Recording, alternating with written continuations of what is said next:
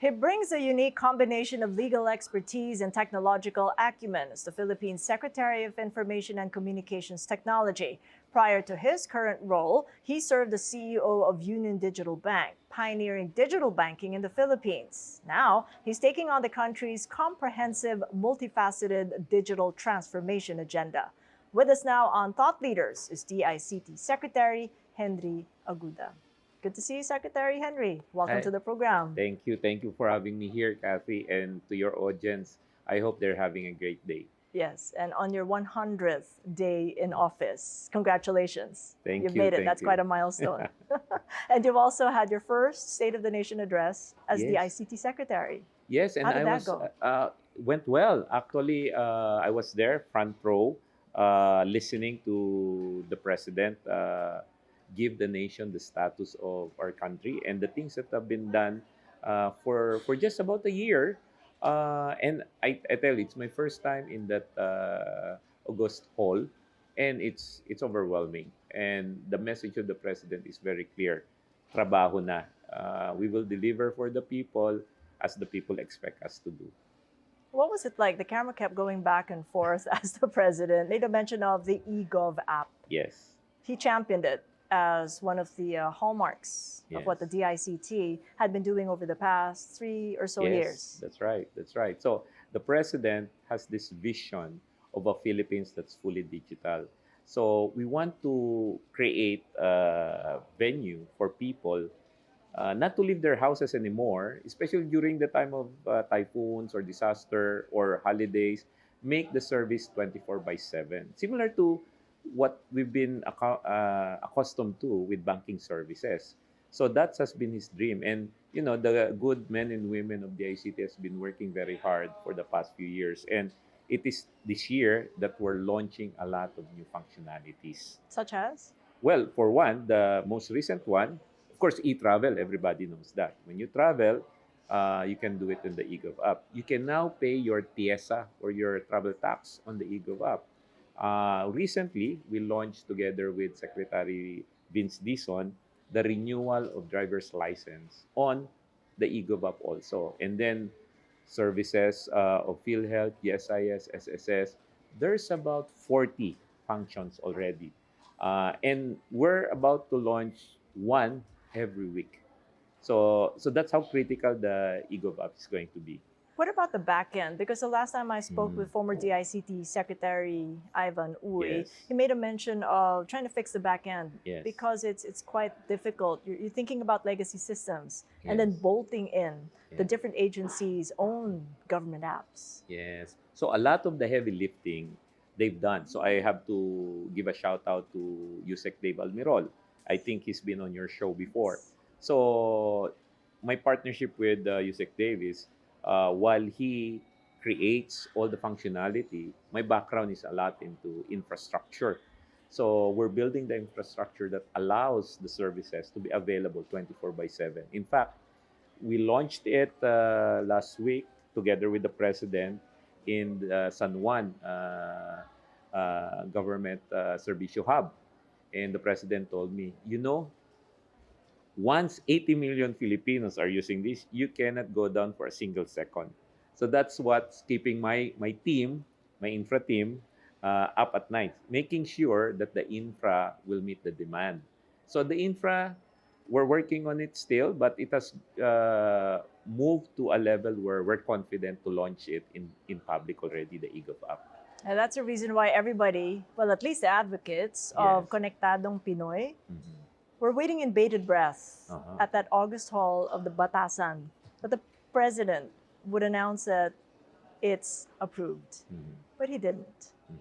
What's the status of Konektadong Pinoy? Well, the status of Konektadong Pinoy is it has been passed and signed by both Senate and the House. It's been transmitted to the President. I think the weekend before the SONA. So it's now with the Palace, and we at the ICT and NTC are just awaiting clear instructions to proceed, and we will start crafting the IRR. Right, because if he doesn't sign it in 30 days, Uh-huh. then the law presumes that it's approved. Yes, that's right. It lapses into law. Yes. Correct. That's what's So going to happen. why do you think that he hasn't signed it yet?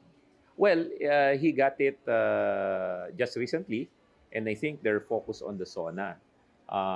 And the past week we've been dealing with three or four typhoons, and then compounded by the fact that he just came from the U.S. So it's been a very busy 2 weeks for the president.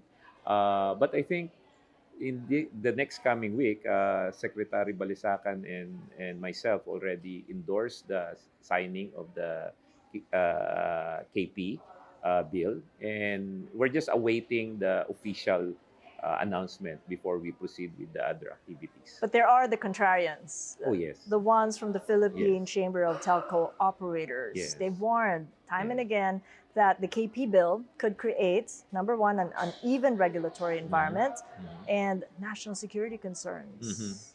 Well, let's tackle the national security concern. I think there may be some explanation that I need to do for those who may have read the law differently. There's a question of cybersecurity compliance. Every player, old or new, must comply with cybersecurity requirements of both the DICT and other agencies. Now, the law requires another level of cybersecurity compliance, which makes it actually more cybersecurity robust. Within 2 years, all the players would have to get an international cybersecurity certification. One of them would be ISO, and this is a new requirement. So it actually strengthens cybersecurity.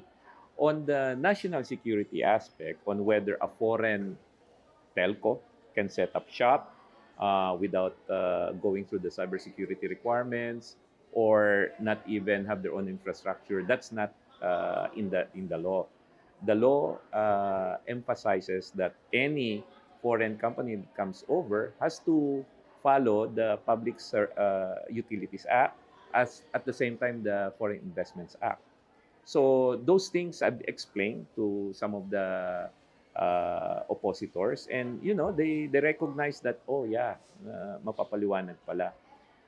The other issue on franchise, there will be no two types of regulation. The government always maintains it has to be a fair playing field, fair for both the new and the old. So those with current franchises, they don't have to worry. Their franchises will be intact. There is the concern about business, the Yes. competitive advantage they might have because of Yes. the infrastructure they hold. What assurance have you given them? Oh, you know, I've been in the banking space, and the biggest fright of any banker or any company for that matter in any industries, it becomes competitive.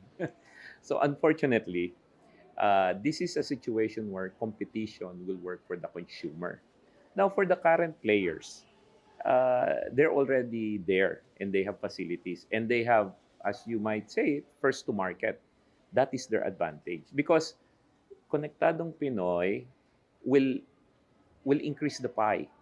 And if you're already a dominant player, the more customers you have, or the more it increases the market, the addressable market, the more revenue you can get for yourself. So it's fair competition, and I think, and I'm confident, the established players out there, they've been there through thick or thin. They've survived, and they will flourish with the Konektadong Pinoy. So you're saying all the check boxes have been checked and that it's good to go. Yes. Is there any opportunity for the oppositors to negotiate further before it is signed? Well, before it's signed, they've made their appeal actually, but I think the better venue for any adjustments in the implementation would be in the IRR, and I've given my personal commitment to them that this will be a collaborative effort. This is not intended to handicap the existing telco providers. In fact, I have the highest respect for them. During the typhoon, they actually answered the call of the public. During the last typhoon, most of their sales services were up and running in spite of the rains, in spite of the brownouts.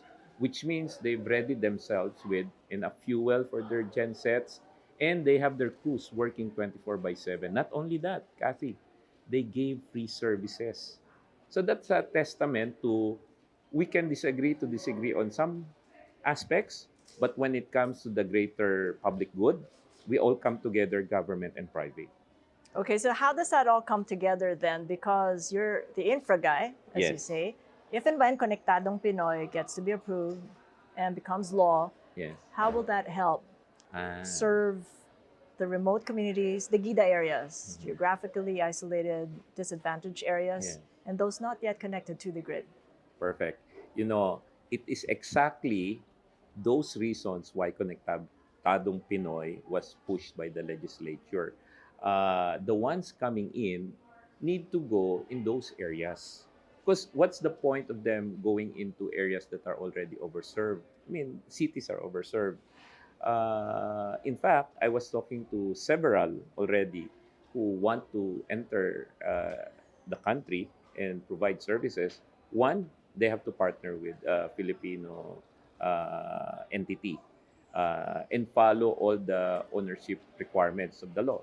Second, they will go into areas where it's still underserved because there's about 20 to 30% of the population still not covered by efficient and affordable internet and cell service. So that's going to answer that problem. They have to move to areas that have not gotten good internet service for quite a while. In fact, one of the potential locators want to focus on BARM. And we know that BARM has one of the lowest connectivity rates. And to them, that's virgin territory for them that they want to go into.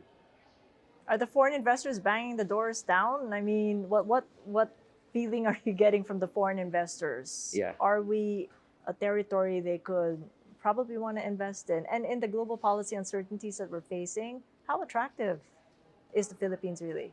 Very much. Not just the foreign investors, but the foreign international organizations like the World Bank, ADB, even the United Nations, because they believe connectivity is the one that will spur economic development. So the old mindset is this. The old mindset is I will not go into an area until I know there's business. Now, the new mindset is this. I will go into an area with telecommunications so that it will spur business. So that's the new thinking. And these are the new telcos who have an advocacy of real social inclusion. So they don't mind going into virgin areas where it's still untested without communication because they know and they believe in the power of technology that once they go there, economic development happens. And also, they've been watching what the government's been doing, and the pronouncements of the president is consistent to a fertile environment where telecoms business comes in and the government will support them. So these interested investors, are they from Asia Pacific? Are they from the West? Where do they come from? They're all over. Because a lot of the telco spaces are already saturated in the West. So they're looking for growth areas. And the Philippines is strategically located geographically and demographically. So this is the growth area in ASEAN actually. Not a lot of people know this, but we have one of the best fiber optic cable facility by end of the president's term because we have the national fiber backbone that goes from north to south, and we have the Luzon bypass, which is a fiber backbone that goes from west to east. Once that's done, we will be the most connected country in ASEAN. I was just going to get to that because that's the other part of the infrastructure, Yes. the national fiber backbone. You've launched phases 2 and 3 in That's Palo right. Leyte. That's right. But when you look at phase 1, what kind of learnings have you seen, or maybe anecdotal evidence that economic growth comes with connectivity? Because the phase 1 rollout connected Lawag to Quezon City, serving 14 provinces in North and Central Yes. Luzon, several eco-zones, and even That's national data centers. Yes. So, first learning, we can move much, much faster. Yeah. So, it took us several years to do phase 1. The team implemented phase 2 and 3 in Tacloban, ending at Tacloban. almost a full year ahead of the commitment of the last SONA. So now we're pushing to finish 4 and 5 in just 1 year. 2 years ahead of the World Bank schedule for us to finish. I had a meeting with the World Bank. I told them, if you are willing to move fast, we are willing to move faster. So World Bank is so happy. So we'll try to finish that. Now, the evidence that this works, the LGUs are now automating on their own. So there's an automation plan by the government, but progress should come from everywhere. And now you'll see a lot of LGUs from the north automating as quickly as possible, from government payments being digital to launching their own apps on top of the eGov app, to making sure that they're paperless and taking out the line. So that is progress for us. Now, the next stage will be, once we connect it down to Mindanao, we'll connect it to international fiber links. And once we are able to do that, we will bring down the price of internet in those places. Have you done the maths? By how much? Oh, so there's a study. If we so The gross national income, the percentage share of fixed broadband, the fiber, is about 10% beginning this year. It is projected to go down to 5%. So we cut it in half. Now, these are economic data until it reaches ba the Filipino, ay, yung ginagastos kong 500 pesos, dapat 200 na lang gagastusin ko. So, we've started with the macroeconomic data. We've cut it by half. We expect to cut it some more. And then, the proof of the pudding is when Filipinos now say na mas mura yung internet kaysa yung kuryente. Kasi ngayon parang pantay eh. But power has to come down. O, di, bababa Because rin it's kami. Once they go down, bababa rin so kami. it's dependent on electricity as well, the cost of internet. Not so much, actually. Strangely enough, it's more competition driven. The more competitors there are out there competing for the share of wallet, the more it goes down. Interesting that you mentioned that mas bumilis. Yeah. Phases 2 and 3, Yes. mas nagawa ninyo ng mas maaga natapos. What was the change there? Was it a people change or more of like and where was it coming from? Was it from the local governments or the national government? Okay, it's people process technology. From the people side, I cannot say enough about how I respect my colleagues in the ICT.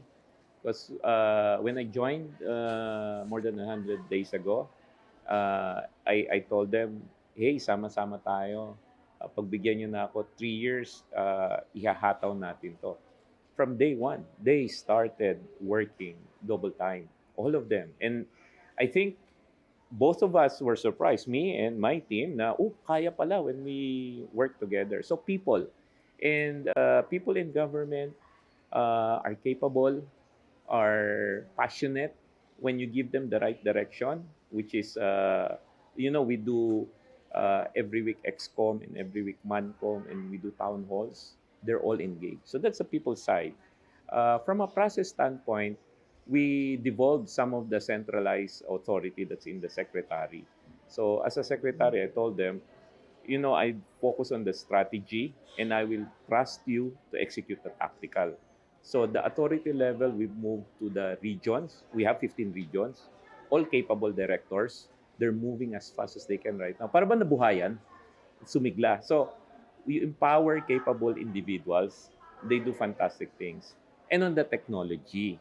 Sa technology, see, there are 3 modes of connecting. We call them the connection modality. There's fiber. That's the platinum plated connectivity that we want. Fiber is the best. Light is the best. Then the next level will be cell sites. And cell sites come next to fiber as being good and fast. But they both share 2 disadvantages. You have to physically build them, and it takes a while. Now, from a technology standpoint, we have satellites. So now we're making full use of the satellites to make sure that we can roll out faster for areas where you don't have fiber yet. So what we're doing for the national fiber is there are areas where we use satellite. And as soon as the fiber is there, we move out the satellite and we use fiber. So yeah, people, process, and technology. That's what we've implemented. To your point on satellite, then, are you considering satellite as a complementary solution? Oh yes, yes, definitely. So that will be a regular feature as you roll out for phases 4 and 5. Oh yes, but as pardon the satellite providers, I call them the band-aid solution.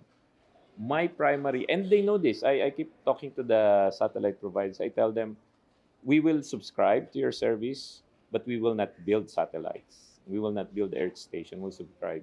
My go-to infrastructure has always been fiber and cell sites. Because the nearer you are to land, to earth, to terrestrial, the faster the service.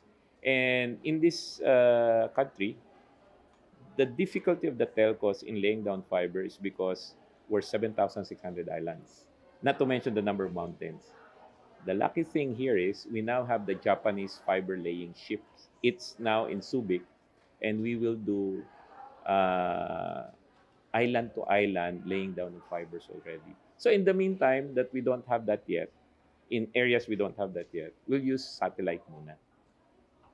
Let me pick up on people because Yes. interestingly, on your 100th day, Yes. you did not accept the courtesy resignations that you Yes. asked your whole team, the whole Yes. agency Yes. to do. Yes. Why? So first, we asked for the courtesy resignation because it was customary. But on my 100th day, I rejected all their courtesy resignation because I think 100 days is enough for us to figure out whether we'll hit it off or not. And we're hitting it off very well. In fact, our employee engagement rating has gone higher during the typhoon. I didn't even have to ask anyone to do their work. Remember, they declared holiday for government offices. They were doing their work at home. We didn't. I didn't have to make a call for alternative work schedule. So they're there. They're working. I mean, they believe in technology. They believe in digital as the way to go and to move forward. So yes, I rejected their courtesy resignation, but I thank them for the courtesy that they extended me. But more so, I'm thanking them because they're continuing to stay with the department. So, what other metrics did you give them when you said submit all your courtesy resignations and we'll go figure it out 100 days later? Well, the metric is simple. What matters to the people? So we have this way of measuring our performance in metrics that don't impact the ordinary citizen. So the metrics that I've asked them is how many people can get connected to the internet, how many have been trained for upskilling, how many individuals have gotten new jobs, etc. And they like that more. Sometimes we measure in terabytes and in gigabytes, and I mean those things don't have an impact in people's lives directly. So what we want to do now in the department is to measure what matters to the ordinary Filipino. And I think when we made that mindset shift, they know that, oh, women business. Kasi nga ang tawag ng Pangulo, gawin nyo yung talagang mapapakinabangan ng taong bayan. And I just echoed the instruction of the president, and the whole department gravitated to that. You also had your moment with a courtesy resignation. You Oh, had yes. to submit your own. Oh, yes. What Yes. was that like? That moment when you just had to wait, didn't know what to do, but you had Yes. to do it. You had to submit Yes. your courtesy resignation. So I got appointed, and 2 weeks later, we had to give our courtesy resignation. I'm a good soldier naman, and I always say this: I serve at the pleasure of the president in service of the Filipino people. So if I'm asked, then I'll submit. So I submitted, but luckily within that same day, I got a call from the palace, and I was asked to stay. So I stayed, and I'm still here. And the nice thing about not knowing whether you're here the next week or the week after is you cherish each and every day to deliver something, because this is a privilege being in this situation, being able to work with the good men and women in government, every day I just have to make it count. I have to start talking to people and explaining to them why we do what we do, and then what we've done. So I mean, if by next week I'm back in the private sector, I can hold my head high and say, hey, I did my part in government. In those hours, intervening hours before the call came, what Yes. did you do? Were you at the Mm. agency? Were you talking to your people? I was Given on that my you way didn't know to what was going to go next. I was on my way to Laguna Mm. actually. I was on my way to Laguna. So we submitted the resignation early in the morning. So my chief of staff called me up, woke me up through a phone call and said, Sec, the palace asked for courtesy resignation. So I said, yeah, okay, let's go. Drop it, send it. And then we proceeded to our event in Laguna where we had to check the logistics provider because the ICT is also the regulator of the parcel delivery services. And you know, during that time, there were complaints about missing parcels, etc. So I was on my way to Laguna to check the sites of the logistics provider, and I got the call from the palace that I'm to stay put on my way back to Manila. So yeah, trabaho lang, tuloy-tuloy until the president himself tells me to chill, maybe. But then, as you mentioned, your people, they really matter, and how they're approaching work and the work Yes, processes that have been enabled by AI, perhaps. yes. I wanted to know whether everybody is already working in any way with AI and is Uh-huh. enabled by AI in an agency like the ICT. Oh, I just had a very long conversation with my team this morning about AI. So, well, everybody uses the LLM right now, the large language models like ChatGPT. In fact, I encourage my guys use ChatGPT if it becomes a productivity tool. But the caveat there is be personally responsible. Own up to it. If you use it, tell people. If you're using the free version, and caution to everybody, don't put sensitive materials there. Even if you're using the paid version, put it on restrictive mode so that work materials that are sensitive don't go out. It's like using social media or chat groups, right?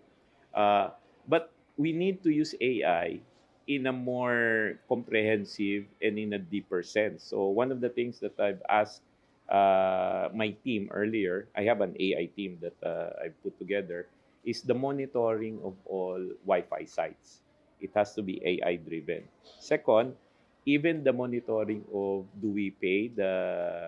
are we paying the vendors the proper fees? Are we overpaying, underpaying? That can be ingested by the AI and tell us whether we're violating anything. The last one that we've discussed is about sentiments, social media sentiments. How do people feel about scams? How can we help them? Are we getting our message across? So we're a big believer that AI can really transform how government serves its people. We did that in the private sector. I don't think it's any different in the government sector. Also, it's gonna make a lot of difference. So, how do people feel then about how the DICT is helping people feel safe through Well, cybersecurity? so for on the cybersecurity side, you know, it's a two-prong approach. One is the active protection. We take down malicious websites every single day. We have a 24 by 7 team that really stands on the wall. If it's a nefarious activity on the net, we're there. The other side is communication. Because no matter how active you are in taking down website, if you do not educate the public on the do's and don'ts, you'll just be wasting energy. So we're doing both. We're accelerating the communications piece by partnering with organizations and associations. We're also another meeting I had earlier was our social media presence on how do we cut through the noise and tell people these are the do's and don'ts so you can avoid being scammed. Because in the banking space, and I think you've had this in your segment before. Sometimes the culprit is the user because they're busy, something's on their mind, and then they share their password. I mean, or their OTP. So those are our two-prong approaches. So the technology has shifted or has evolved, but the sins of the Yes, consumer are still the yes. same. Well, the consumer, you can't also blame them too much because there's now more sophisticated scamming techniques like deepfakes. In fact, there's one that I asked my legislative team uh, to to suggest some legislation that we can propose on how to protect people from deepfakes. They cannot, I mean, people cannot just use your image, your voice at liberty. They have to ask permission from you. And definitely, they cannot use it for nefarious purposes. There has to be a stricter law on making sure that people are not abused by deepfake tools. So is your cybersecurity AI enabled as well? AI Uh, for AI? yes, so not yet AI per AI because unfortunately, the bad actors are advanced in the adoption rate for AI. So, but we've implemented some AI for deepfake detection. We have some AI for scam detection. But the biggest thing that will push the needle in terms of eliminating AI fraud is if we get the social media platforms like Meta or Facebook to proactively take down the nefarious activities on their platform because they have the capability to do it. How do you get to be heard? That's a million No, voices out there, probably. Maybe DICT secretaries from across the world to yes. reach out to Mark Zuckerberg. Well, I wrote him. So 2 weeks ago, I said to myself, "Why not? Let's see if I can friend Mr. Mark Zuckerberg." Unfortunately, I And couldn't reach him on Facebook because there's a lot of Mark Zuckerberg pretense on the Facebook, and I follow him, but I think he's a restricted account. So we wrote a letter. I wrote a letter, sent it to him, asking him if he can consider going back to the roots of Facebook. Because Facebook was intended to bring people together, unfortunately, and this has been empirically proven. The hate speech, the fake news, they're actually dividing people. They're grouping peoples into pros and against, and it's dividing them. So I made that appeal. Aside from specific tactical items like put in more content moderation people in country, create a meta presence here that is fully incorporated in the Philippines. And if we can continue with the dialogue of discussing how we can improve protection on Facebook. has he responded? His office has officially acknowledged receipt of my email because the letter, strangely enough, I sent it through postal mail. And I think it's gonna registered mail. It's gonna reach him next week. But I used another path, which is through the email, and they acknowledged receipt. And I must say it was well received because we've seen several actions of Facebook that has helped us take down quickly some of those endorsers and influencers of illegal online gambling. So they voluntarily said they won't do it anymore because Facebook might take out their account. And several other things. The response time has been much faster. But of course, what we want is a proactive prevention of fake news and deepfake and what have you. And online gambling, now that you mention it, because they change domains. If they are Yes. caught, they mushroom somewhere else. Yes. So, what are you doing to ensure that you're a step ahead Mhm. of the illegal online gambling Yes. platforms? The one that pushes the needle would be Facebook.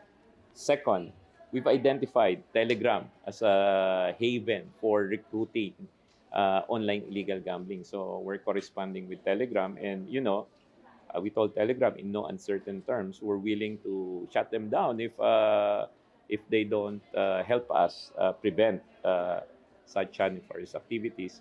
And third, we're putting in tools to really help us catch the criminals. One break in the one good break that we had was over the weekend. We caught a transnational gang that uses fake cell sites to get your credentials. Those are what you call IMSI catchers, if you've heard of it. You go into a restaurant, some suddenly you're connected to a cell site that's just getting your information. Then you get a message from supposedly a bank, and then they get your information. So we caught them, and this is the first time that we've been able to catch them together with NBI. Actually, a lot of the heavy lifting was done by our colleagues in NBI. The ICT provides the forensics. We sometimes provide the lead, but the heavy lifting of really casing them and going after them are the law enforcement agencies, PNP, NBI, and DOJ. So that's how we've been, we just have to keep at it continuously and wear them down. So it's the stamina game right now. Well, I guess policy would help, but Yes. there are divisions. There's the camp that want to ban online gambling outright, Mhm. just like they did Pogos. And there's the other that just want to regulate, put some guardrails around. Yes, yes. Being DICT secretary, what do you think is the more preferred path? Mhm. So, If so only because it's easier to catch the criminals, if ever. so from my end, anything that you ban absolutely is a haven for going underground. So the yields actually comes from the online illegal gambling because they have no guidelines. At the same time, they're not regulated, and there's no good that comes out of it. So that's where we're aggressively going after. We work closely with PAGCOR, and their takedown rate for illegal online gambling is very fast. So I think we've sent around 100 illegal gambling website. They verify it, they confirm it, and then we send it to NTC to give the takedown order to the ISPs and the telcos. That's fast. And we're getting faster because now we're creating a threat monitoring system that focuses on online illegal online gambling. The legal one that's regulated, there are guardrails, and I think they're improving the process and the policy around it. And it contributes to a lot of the government's expenditure, especially in the social side of things. There's a lot of people who depend on the money that comes from PAGCOR and PCSO. What have you learned from the Pogo ban Yes. and the effects that it had in protecting the cyberspace? Ah. So a lot of the pogos that were banned went online. That's but right now we're catching up. We're moving faster and faster in the takedown process. What exactly are they doing online right now? Well, they're providing illegal online gambling for one.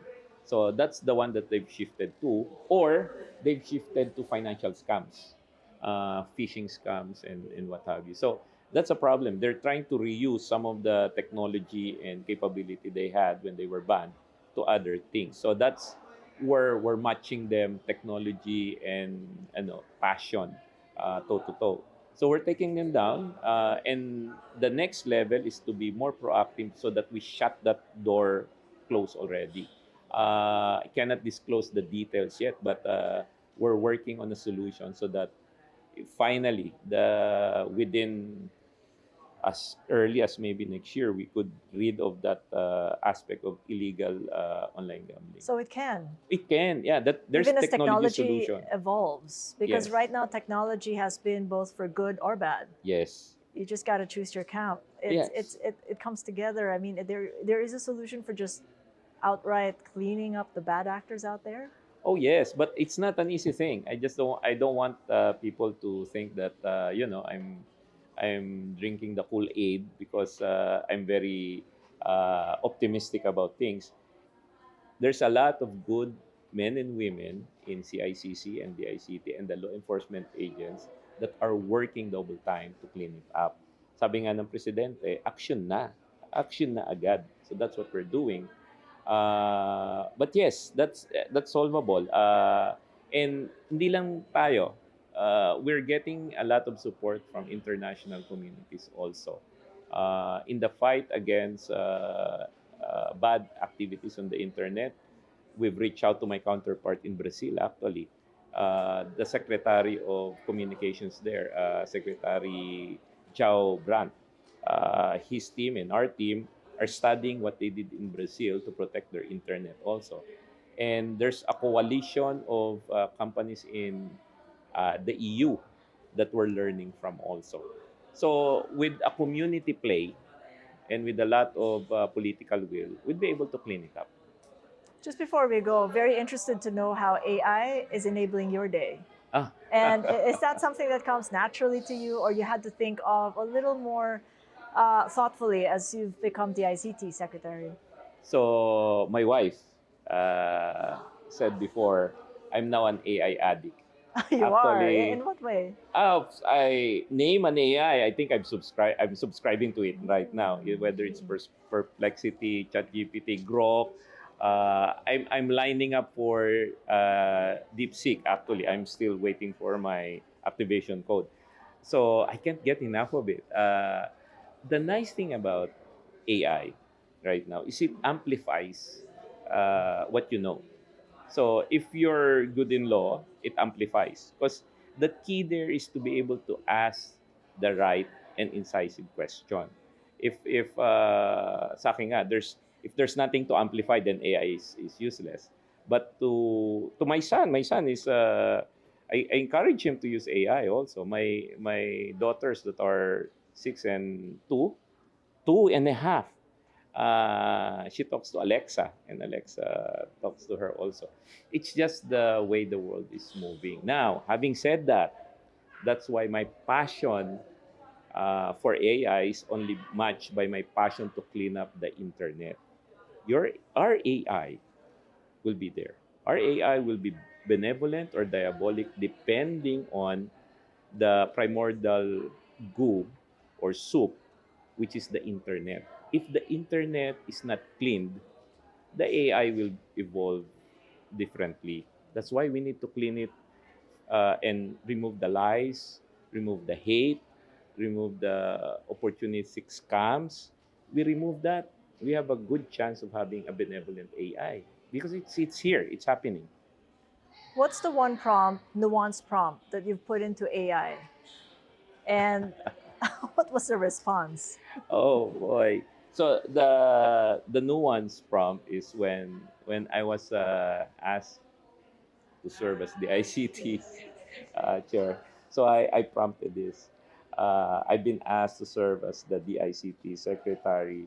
What are my chances of succeeding? Okay. So it gave me a very rational elaboration of my chances. It's better than 50-50. It considered because it has my history already in the AI because I trained it on who I am. And that prompt led to most things that I'm doing right now. So one prompt led to so many other prompts that has resulted in 100 days of a lot of things that we've been able to deliver as a department. So you've been AI guided from the Yes. time that you even considered the position. You didn't have to ask your wife. I don't know. My wife actually is now using AI.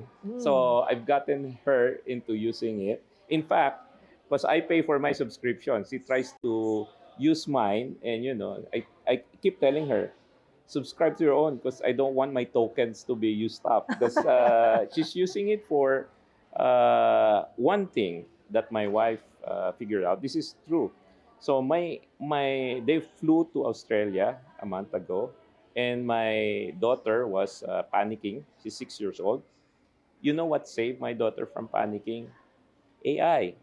She asked the AI what are the things to calm down a kid while she's terrified of flying. She followed the AI, and there she go. She's a convert now. She uses AI for almost Oh. everything now. Curious to know, can AI replace the DICT secretary at some point?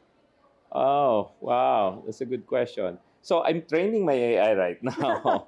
So legally, not yet. But, if we uh, look into the realm of possibility, I'd say in the next 10 years, we may have a situation where we'll have the first AI government official that hopefully is benevolent, true to service, and will serve the Filipino people. But in the meantime, we just have to rely to true patriots who are already in the ICT. Before we go, give us a reason why we should not fear AI. Oh, you should not fear AI because it is as good as we want it to be. It depends now on our common resolve as a society and as humans to clean the internet. And I think we have that resolve. I mean, more and more, everywhere I go, from whatever religion, whatever demographics, etc., I'm emboldened by the fact that people hate fake news. Everybody hate fake news. Now, it's just translating that passion into action. And when humanity comes together to take a cause, and they know that it's something that we need for survival, it will happen. So to me, I'm emboldened that AI, as it progresses and as the human race progresses in its drive to make sure that it evolves properly, yeah, I think the future is bright. It's enormous housekeeping we have to do to clean up the Yes. internet. Thank you Yes. so much Thank you, for the Cathy. opportunity, Sec Thank you. Henry. Stream all episodes of Thought Leaders with Cathy Yang on Spotify and on One News PH YouTube channel. If you haven't done so, like or follow my social media pages. I'm Cathy Yang. This is Thought Leaders.